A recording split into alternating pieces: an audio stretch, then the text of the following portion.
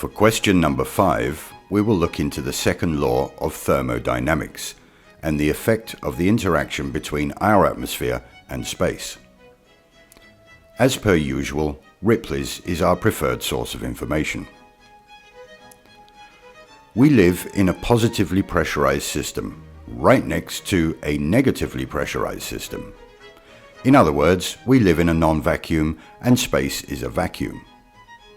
According to lamestream science, in between these two systems there is nothing. No wall, no container, no barrier, no enclosure, no nothing. Just a mythical threshold or boundary.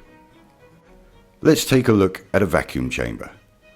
Notice that it has to be a very solidly built containment apparatus, otherwise it wouldn't work. Now let's ramp it up.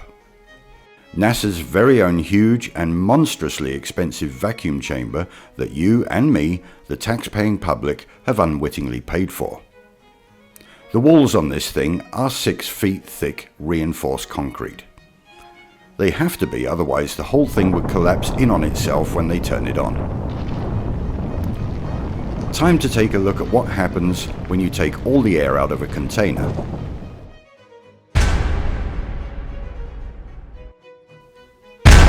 Pretty violent reaction, wouldn't you say? That goods train container was made of some pretty robust material. Makes you think about the magical qualities of one of these, doesn't it? But basically you can see that it's very light and it's very flexible and it's very reflective. Do you want to give it a try? Yo no quiero tampoco que se me tome y se me suba en esta forma, porque soy macho en cualquier terreno y a mí no. We'll come back to the preposterously expensive spacesuits in another fanboy question in the future.